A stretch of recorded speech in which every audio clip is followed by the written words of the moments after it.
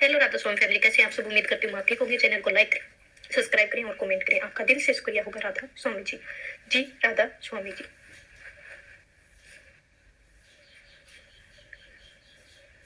जी राधा स्वामी जी। इस संसार में करोड़ों जीव है, लाखों में नहीं करोड़ों में है। अपनी अपनी राह में व्यस्त रहते हैं। कोई धन कमाने में, कोई नाम कमाने में, कोई रिश्तों में उलझा हुआ है, कोई अपने शरीर से ही फुर्सत नहीं है।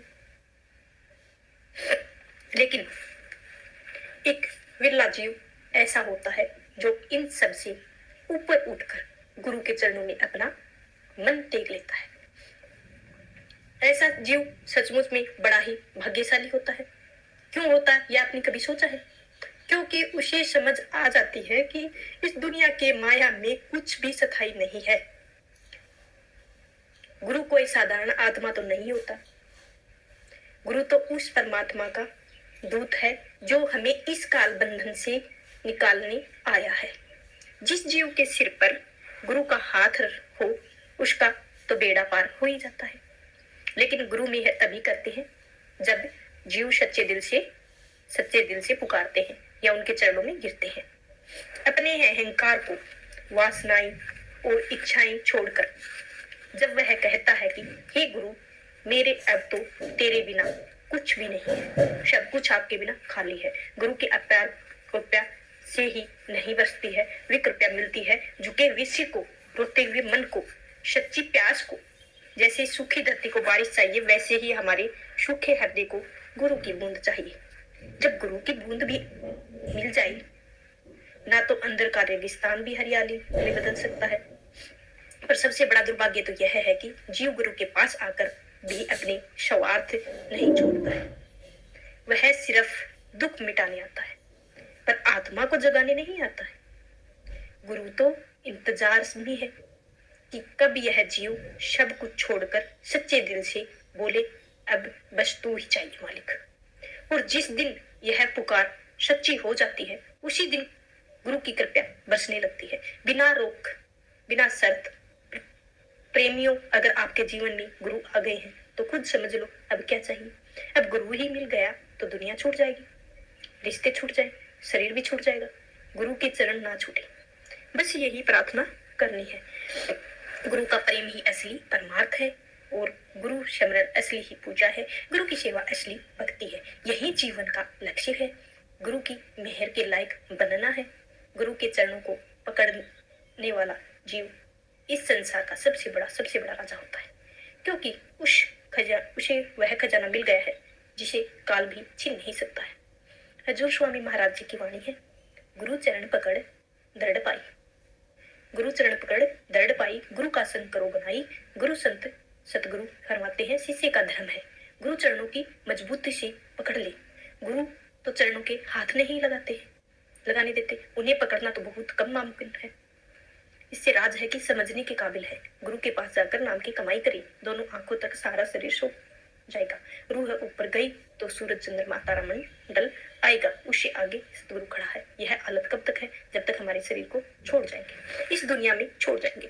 जब वह पहुंचे, वह देश बड़ा ही खूबसूरती है, शांति देने वाला है। वह जो नूर है, बड़ा आचरण है।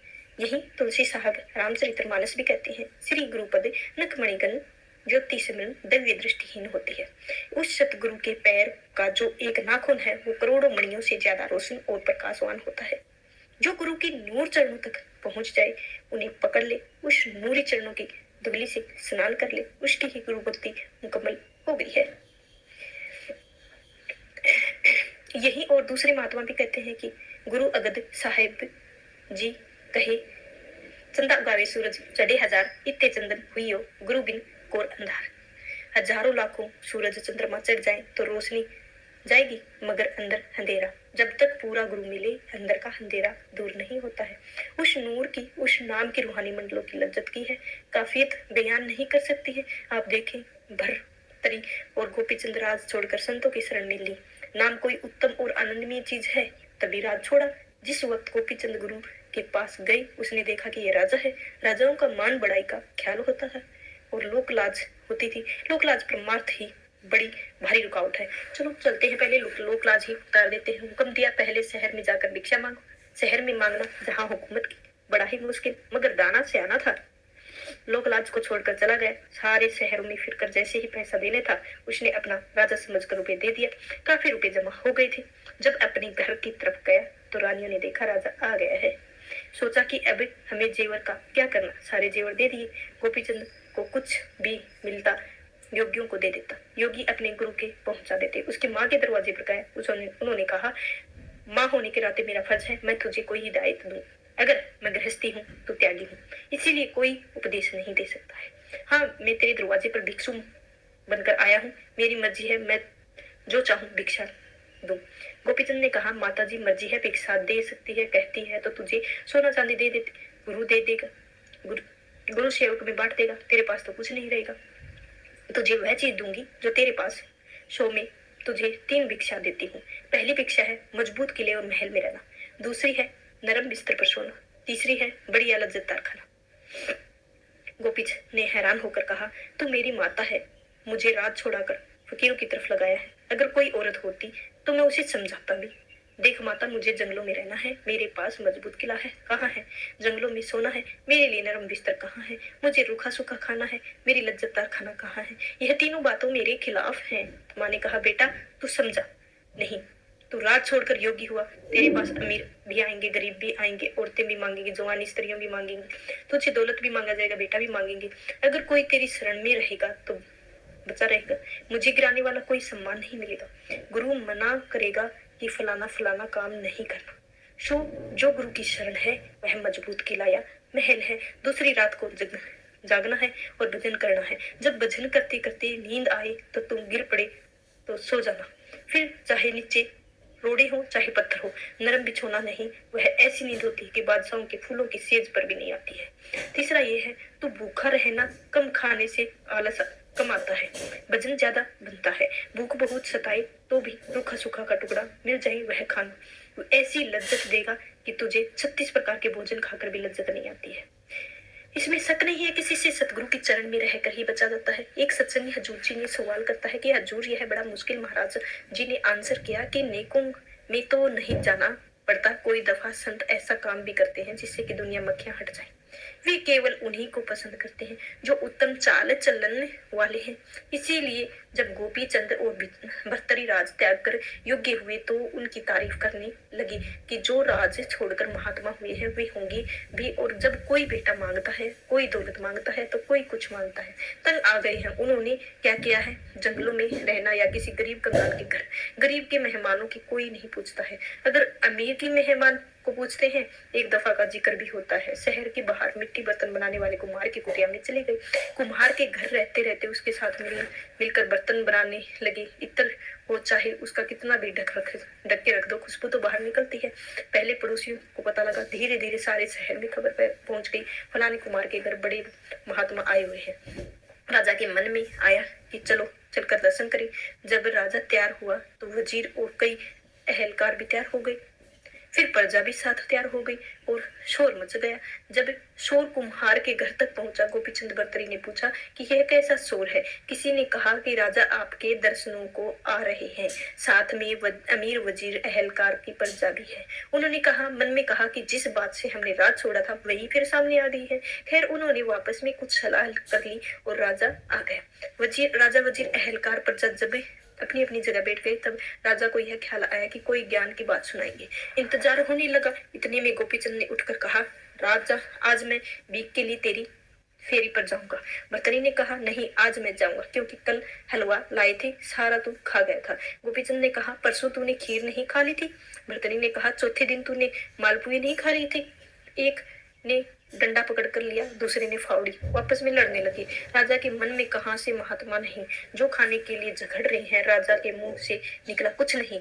यह कहकर राजा उठ खड़ा हुआ, अमीर वजीरों की प्रजा के साथ दिया और सारे चले गए। उन्होंने चलो मक्खियां झड़ गई हैं, गुरु के सत्संग में रहना अच्छा होता है। जब तक उनका सत्संग करोगे, नाम लोगे, उसकी कमाई करोगे तो 9 द्वारों की छोड़ोगे और को छोड़ोगे, सूरज चंद्रमा को आगे जाओगे। आगे सतगुरु खड़ा है और आप रोज रोज भजन करोगे, सतगुरु की नूर स्वरूपी दर्शन करोगे तो वह क्या मिलेगा, तुम्हें दर्जे के बार बार दूर धाम पहुंचा देगा। अब अगली कड़ी में फरमाते हैं कि गुरु वचन करो आधार, गुरु दर्शन निहारो राजा सहारा। कहते हैं कि जो वचन गुरु कहता है उसे हृदय में धारण कर लो, उस पर अमल करो।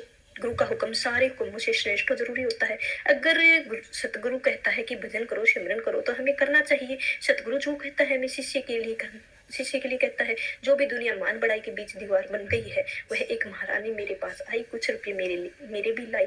मैंने इनकार कर दिया, बल्कि जाते वक्त उन्हें कुछ किताबें भी दी कि जरूरत के वक्त पढ़ लिया करो। इनके विपरीत राजा साहिब कहते रहे कि मैं चला जाऊंगा, मगर दुनिया की मान बढ़ाई नहीं आने दिया। पूरे गुरु का सत्संग बड़े ही ऊंचे वागे से मिलता है। शेख सादी साहिब कहते हैं कि जी गर्दन हर्जा और निको सत गदगर और नवाजो कुदुम खोई अस्ते, यानी यह बड़ी बात है कि राजा महाराजा जाकर महात्मा का सत्संग करे और गरीबों को आना ही है।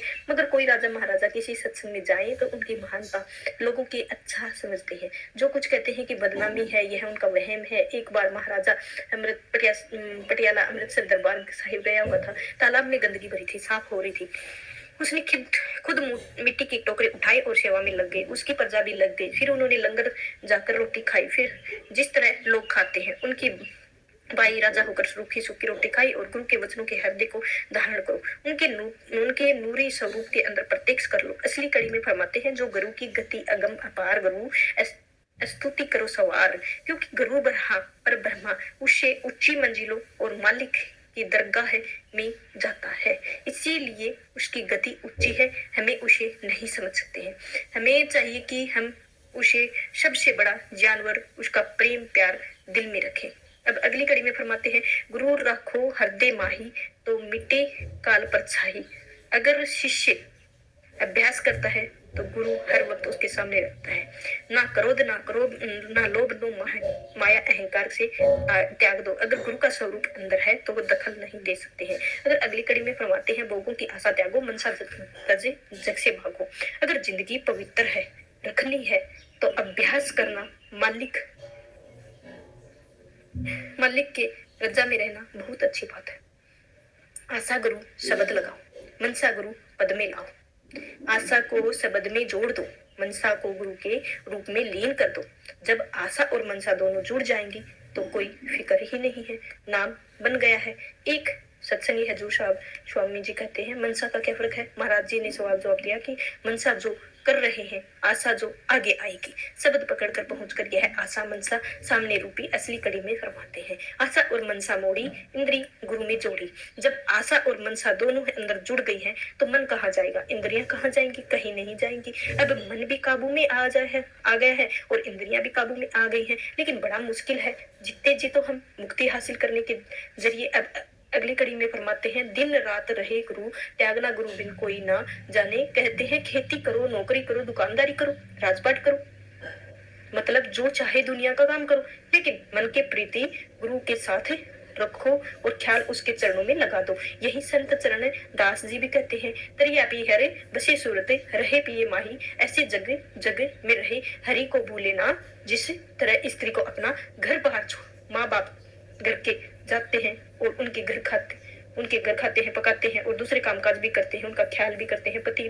भी रहता है, दुनिया के कामकाज भी रहते हैं, ख्याल गुरु की तरफ भी रहता है। बड़े ही उच्चे भाग्य वाले काम नहीं है। हमारे खोटे भाग्य कर्म हमारे इधर आने के ही नहीं देते। हम दुनिया के कामों में 10-12 घंटे 14 घंटे लगा देते हैं, लेकिन नाम की तरफ घंटे 2-2.5 मांग रहे हैं, वो भी नहीं लगा पाते हैं। अगली कड़ी में फरमाते हैं, गुरु श्वास से गिरा से ना बसेरा तू पल पल का। गुरु जसरे कहते हैं, सोते जगते उठते बैठते हर टाइम, खाते पीते हर वक्त ध्यान गुरु में ही होना चाहिए। अगली कड़ी में फरमाते हैं, गुरु है हितकारी तेरे, गुरु बिन कोई मित्र ना तेरे ए पुरुष, इस दुनिया में उधर मौत के बाद भी तेरे साथ जाने वाला तो गुरु ही है। ना माँ बाप है, ना भाई बहन है। जब मौत आती है तो कोई नहीं जाता है, बल्कि यह दुनिया भी साथ नहीं देती है। रिश्तेदार भी मरने के बाद छोड़ के उससे बढ़कर प्यारा कौन हो सकता है। अगली कड़ी में फरमाते हैं, गुरु फंद फुड़ावे चमके, गुरु भ्रम लखावे समके। जब शिष्य का पूरा प्रेम प्यार हो जाए, वह अपनी ड्यूटी या फर्ज अदा करे और गुरु भी अपनी पूरी ड्यूटी अदा करेगा। जिस तरह छोटा बच्चा होता है, माँ उसका हर किस्म का ख्याल रखती है, वहीं आग में हाथ ना डाल दे, कुछ ना कर बैठे, मतलब पूरी तरह से रक्षा करती है। अगर बच्चा बीमार हो जाए तो डॉक्टर के पास ले जाती है, अगर डॉक्टर मना करे उसे मिठाई नहीं खिलानी है तो मिठाई नहीं देती है। इसी तरह गुरु जब नाम देता है तो उसी दिन से शिष्य को रक्षा करने के लिए लग जाता है, मगर दिखाई नहीं देता है। अगर शिष्य बुरे चाल चलन में वाला हो तो वह चुप रहता है, शिष्य पूरी ड्यूटी कर रहा हो तो वह खुद ही खुद देख सकता है कि गुरु क्या क्या करता है। फिर गुरु नेकी करके इनाम नहीं मांगता है। लखा सिंह अमृतसर में एक अच्छा प्रेमी सत्संग था और एक बार वह नादड़े दक्षिण के एक सूबे में चला गया। उसे एक बूढ़ा आदमी मिल गया और दोनों ने एक गुरुद्वारे जाना था। चलते चलते रास्ते में एक जंगल आ गया। अब जंगल में शेर, बाघ, कई खूंखार जानवर होते थे। उधर शाम हो गई, उधर भी रास्ता भूल गई। जिधर जाए जंगल ही जंगल है, कहाँ जाए। बूढ़ा आदमी तो रोने लगा, क्या करे, आज कोई जंगली जानवर जरूर खा लेगा हमको। मगर लखा सिंह हालत और थी, वह चुपचाप भजन पर बैठ गया। तो महाराज जी ने अंदर बताया कि यहाँ से 1.5 मील दाहिने तरफ जाओ, वहां एक पगडंडी मिलेगी, उस पर चले जाना। थोड़ी दूर में एक छोटा सा गांव आएगा, वहां रास्ता मिलेगा। जब वे वहां से 1.5 मील दाहिने तरफ गए तो एक पगडंडी मिल गई। फिर गांव मिल गया और वहां रात को रहे और अगले दिन सवेरे गुरुद्वारे के लिए निकल पड़े। अपनी मंजिल मकसद पर पहुंच गए। मौत का आना कुदरती होता है, क्योंकि जब प्रबाद हम लिखा कर लाए हैं तो भोगना भी है। जिनने जितना घूट पानी पीना है, जितना पीना है उतने ही ग्रास खाएंगे, उतने ही उसे खाने देंगे।